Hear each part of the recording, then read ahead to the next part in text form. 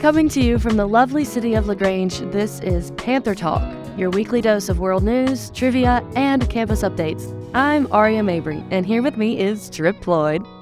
Thanks, Aria. We have a wonderful show coming up for you, including info and updates on LaGrange sports, CE events, college happenings, and an interview with Dr. Anthony Wilson. Woo-woo! So, how about winter break coming up? Oh my God. I need it. I'm so ready. Yeah.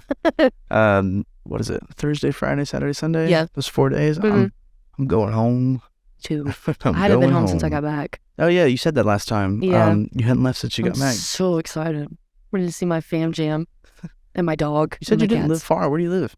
I live in Pine Mountain, but I just haven't okay, had time to Oh, dude, that's not bad. go home. Come on, go Yeah. home.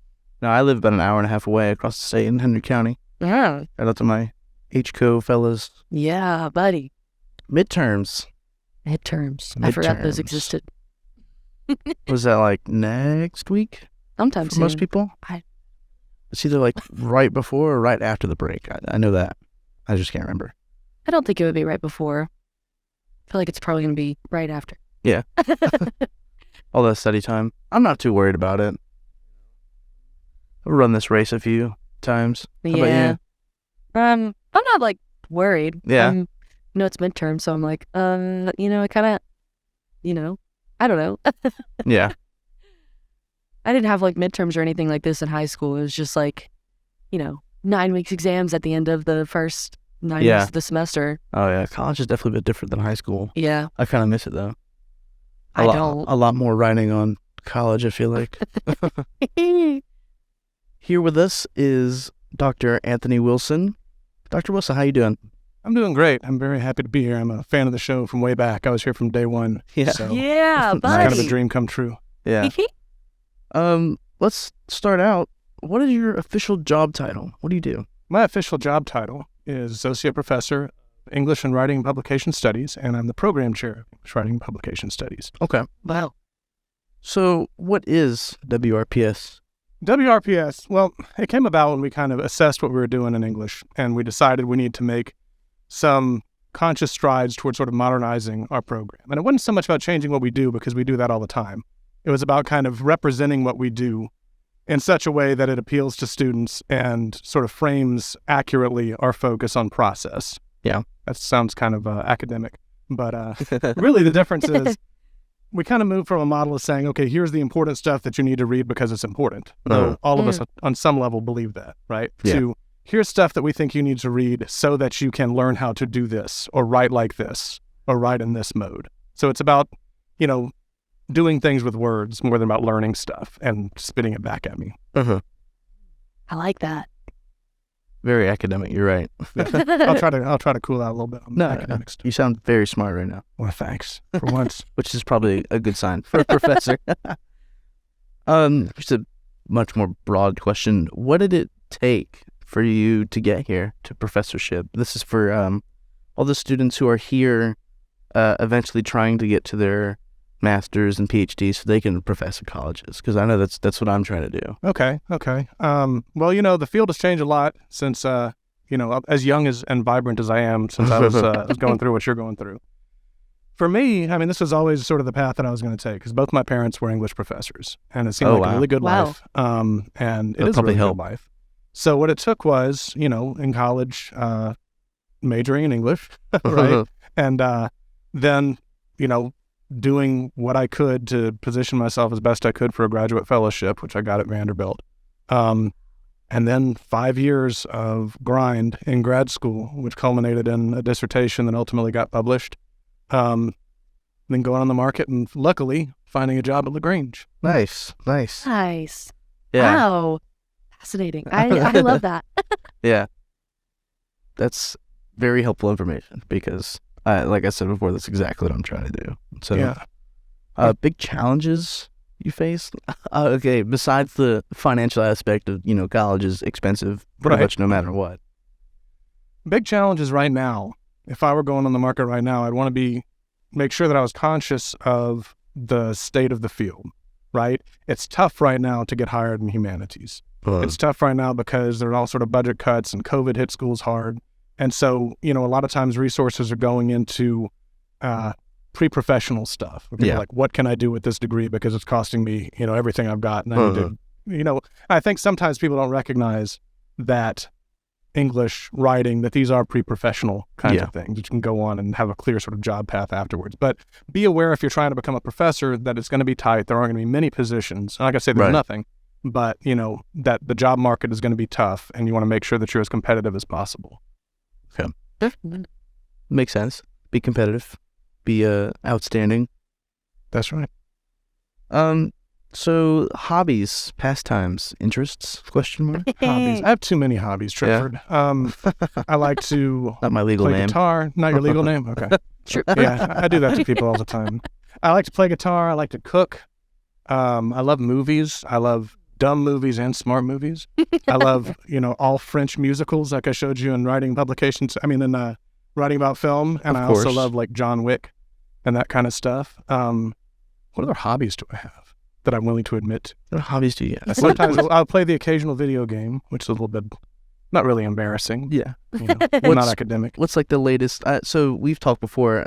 Action RPGs. Go. I'm playing through Assassin's Creed Odyssey for honestly the third time because I never finished all the DLC. Because I'd get like 200 hours in and be like, how many more times can I go around and assassinate all these people? But, you go apparently to Elysium and to Hades and stuff in the late stages. So jumping back on so I can fight Cerberus at some point. Yeah, it's a really cool historical base game. I love that whole series. Personally, I think they kind of sloped off when they started doing the more like hack and slash stuff. But before it was like I was opening a history book and, in the industrial 1800s English one, like you met like Charles Dickens, and Charles Darwin, and like this one you meet Socrates and all these different figures from ancient Greek history, all the historical, and you don't even kill them all, so that's kind of cool. You go to like Thermopylae and stuff. I've seen like high school teachers like use that game to teach ancient Greece. I could totally see that. You can like tour around as the little bird and like fly above all these hot spots and stuff, and like that's a good way to keep high school students engaged in interesting. Stuff. Yeah, for sure. So. I know when I was in high school, I was probably falling asleep in something like that. But if you can run around on the landscape, right, and get rewarded for finding these different places, it's a way to kind of keep rewarded for learning. It's really cool.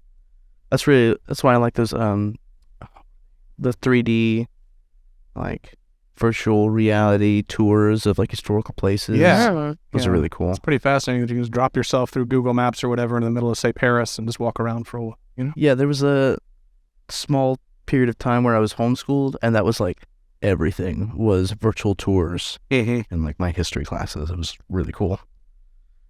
Do you have any general advice for students in the English/WRPS field? I think write as much as possible. Of course. Build a portfolio, that you can show somebody, not just, here's where I went to school, here are the grades that I got, but here are the things that I have done, right? Here's how I actually do things with words. And, whether that means published work or whether it means just sort of collecting things that you've written in your classes, always be ready to say, here's who I am and here's what I do, as opposed to just, here's my transcript, see, I got A's in these courses. That's important too, obviously. Yeah. But being able to present yourself as a professional writer, ready to go, I think is really important. That's mostly for people who aren't doing the grad school track, though it's important for that too. Yeah. Writing samples a lot of times are what gets you into grad school. So think of every assignment, particularly every major assignment that you do, as a potential writing sample that might get you into grad school. I got into Vanderbilt because I wrote a paper on, Deleuze and Guattari, who were two French philosophers, and then about Ulysses by James Joyce and Taxi Driver, the movie with Robert De Niro. Wow. That's really cool. I wrote it in overnight one night in sort of a caffeine-induced haze, but apparently it was good enough that it got me in. So, yeah. Wow. I can remember a couple of your papers. I may or may not have overnight coffee haze. I think that's par for the course. I think walking out into the parking lot and seeing the sun come up and just being like, oh my God, I want to die. That's some point in your academic career, and that's beautiful. And there's a kind of rare beauty to it. There's this like respite from the writing. It's just, hopefully it's not all the time, but it's every once in a while you got to have those nights. So you're published, right? Yeah. So professors have to be, academically published. Tell us about Swamp. Okay, so Swamp is my second book. First one was my dissertation. Okay. That was called Shadow and Shelter, the Swamp in Southern Culture, and that's Okay. very kind of lit crit, kind of, academic. Swamp, though, my more recent single-authored one, is aimed at more general audiences. It's got a lot of pictures. It's about sort of ways that swamps have sort of signified or what they've meant in different cultures over the centuries, right? And different kinds of tropes that get attached to the swamp. And I separate it into different tropes, like one of them is horror, talking about all the sort of fears of the swamps. One of them is quagmire, talking about practical obstacles that swamps have represented for, progress and that sort of thing. One of them is paradise, talking about how swamps are sort of elevated as pure nature and that kind of thing. How? I want to read it. Yeah, have you ever seen that movie, Princess and the Frog, the like readaptation of the story in like At some point, yeah, I did Louisiana? Oh man, that's a really cool like visual contrast to the swamp. You see it like this dark and like, evil. see that. Exactly, it kind of brings in both those beautiful things. and like the blooming flowers and the light shining off the constant water that's around you. It's really cool. I honestly thought you were going to say Shrek there for a second. I was like, I know that movie. There's Shrek came also from the a swamp in Shrek. Yes. Get down to my Presents- swamp. His Fortress of Solitude. My right. swamp. Cool. So, Panther Talk listeners, if you know us, you know we like our trivia. So we have a special game for Dr. Wilson today. It's called Who Said That? Where Dr. Wilson here has to decide, when we give him a quote, whether these three authors said it. So the three authors are Mark Twain, John Steinbeck, and William Faulkner. All American literature, which is, I've been told, is your more expertise. If I get all these wrong, am I fired? Yeah, I don't know. It certainly won't look good. Awesome. Cool. So, first one. Who said this? Wonder. Go on and wonder. Bro. Okay, that could conceivably have been any of those three, but I'm going to say Steinbeck. Really? Well, At first, to see what you say, and then I I'll see. pivot to Faulkner. yes, it is Yeah. Faulkner. From Right. this, See, it's can have to you- you kind of jab and then hook, you Yes. kind of find your reach and then yeah. Tactic. I forgot to mention there's bonus points if you can tell me where it comes from. the complete works of William Faulkner. So that's a good overall umbrella guess, but it comes from The Sound and the Fury. Sound of the Fury. Okay. Which I've only read 6 times. Okay. Yeah, right. Try to give you an easy one, man. Dude, there's an art to this. The IDs I give you on the exams always have little triggers, little keywords that should spark something. Usually more than 3 words too. Anyway. Here's our next quote. There is no sadder thing than a young pessimist except an old optimist. Sounds very Twainian. It's got to be Mark Twain. It is Twainian. Wow. Yes, that is Mark Twain. So I will go ahead and tell you for this one, that was from his personal notebook. Yeah. He's got a lot it's- Yeah, I knew it wasn't Huckleberry Finn or one of his Connecticut Yankee or something. Yeah. My because- dad was actually a Mark Twain scholar. Really? Oh, wow. That's cool. And we stayed up at Mark Twain's house in Elmira, New York Oh, for a okay. couple of summers. what? So when I you're do doing research. research for this episode, I did come across that. That's Did actually you? really cool. Yeah. Okay, nice. Wow. Here's a quote. I wonder how many people I've looked at all my life and never seen. Ooh. Hmm. I like that one. First person, which is relatively rare among a couple of these authors. Is that one Steinbeck? That is Steinbeck. thought Yeah, so. buddy. Okay. Bonus points for where it came from? I'm not going to be able to tell you that. The Pearl. No. No. It's The Winter of Our Disconnect. Okay. Cool. I read a lot of books. Yeah. That reminds me. I mean, do you have like a compiled list of like what English majors or, people in general like should read? See, that's the whole thing. That was a lot of what drove the shift to writing and publication studies. There's always that temptation to say, okay, here are the things you absolutely should read. And that list just gets bigger and bigger and bigger and bigger and becomes impossible, Right. right? You can never read all the stuff you should read. I haven't read all the stuff felt I should that, read. Yeah. So I have some things that I think would enrich your life if you read. But, I can't sit here and tell you because, I'm sure if you talk to Dr. Doolin Mallory, who retired, last year, and was a medievalist, she'd have a totally different list of things that she feels like everybody should read than I would. So it's hard. I mean, I'd say read what catches your interest. Read whatever you feel like you should. You know what I mean? Yeah. You say, everybody talks about this, everybody talks about this, everybody says this will change your life. Read that stuff. And if you want a specific recommendation of one book, then I'm happy to do that occasionally. Yeah. But I'm not going to sit here and say, here are the 24 books you must read or else you're uneducated. Is it Swamp? Yeah, Swamp would be the one book you should read. And better buy a couple of backup copies. Too. Right, yeah. Here's our next quote. Be respectful to your superiors if you have any. Good. That sounds like Mark Twain as well. That is Mark Twain. Wow. Good job. Yeah. That is from, actually, can you tell me first? One of those super vague ones. Yeah, I mean, I'm trying to think about his sort of didactic kind of when he's telling you what you should do. Yeah, I don't know. It's from The Wit and Wisdom of Mark Twain. Okay, so that's like a collection of stuff. Yeah. Another one of his like personal journal entries. And, yeah.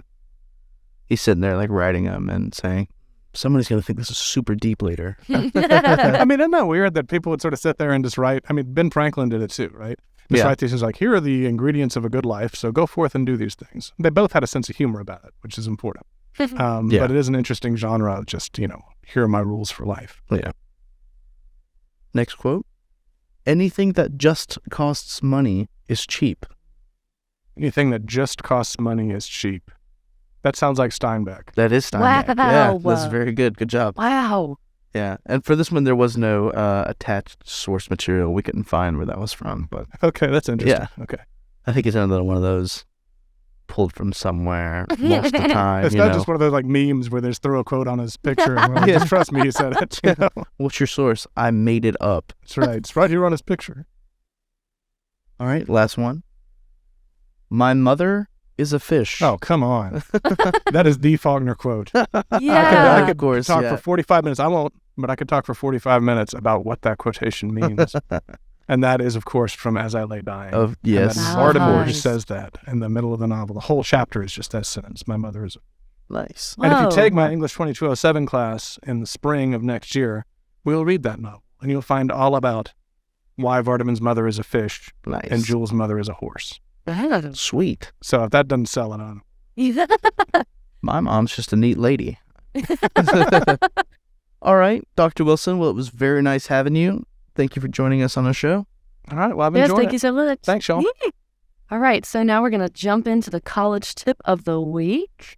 So this week's college tip is apply for work study. Wow, can't speak. Especially in your field or sport.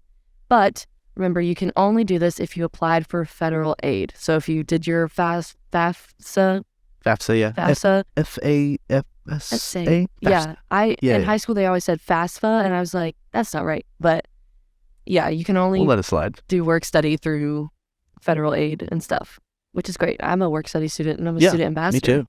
Yeah. Nice.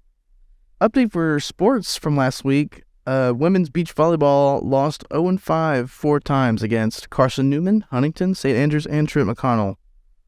Wow. Hope they're going to do a little better come next week. Men's lacrosse lost 13-20 versus Hendricks. Oh, They went wow. out to Arkansas for that one. Holy moly. Yeah, that was a far game. Yeah. Women's basketball lost 82-67 versus Belhaven. Men's basketball, and this one tears me up, Yeah. lost 71-70 versus Whoa. Belhaven. I Golly. can't imagine. That's a hard one. Yeah. Yeah. Losing at one point. Ugh. We have here softball won 8-6 versus Birmingham Southern, and then the coming game lost 10-2 against Birmingham Yeah, Southern. that doubleheader. Yeah. They won that first one. It was like a history-making moment. I Right. saw it on their Instagram, and then that second time they lost, and I know they played Yeah, so hard I know. because they always do. Had to expended all that energy in the first one. Yeah, That was definitely hard. but go Panthers. Go Panthers. Yeah. So now we're gonna do a little interest group college CE event, update. We have Yoga on the Hill again on Thursday, February 23rd, at 11:30 in the Jones Zone. And then a C event, a 3-way conversation on the legacy of Dr. Martin Luther King, February 21st during contact hour 11:15 to 12:15 in the Lewis Library Multimedia Room. A Black History Month speaker, Earl Brown, Cultivating Inspiration and Change, also on February 21st from 12:30 to 1:30. And then it starts again at 1:30. Yeah, so 2 sessions of that. And then a variety of celebration, Black history through music, dance, and story on February 23rd from 5:20 to 7 in Beeson Recital Hall. All those sound very interesting. Yeah. If I have time, I'm definitely going to try and go check some of those Yeah, out. definitely going to meet my CU requirements for sure. Yeah. Yeah, this week. Yeah. And now Panther Talk is written by Trip Floyd, produced by Erica Hill and Kelton Hunt, audio engineering by Stevie Nicks, audio editing by Keanthony Seals, audio mixing and mastering by Eddie Montgomery, graphic designs by Emily Childs, and music by Jacob Broom. Yeah. And a special thanks to Dr. Wilson for letting us interview him. And that's our show. Thank y'all so much for listening. Goodbye for now, and have a good one, Panthers. Bye, y'all. Stay classy.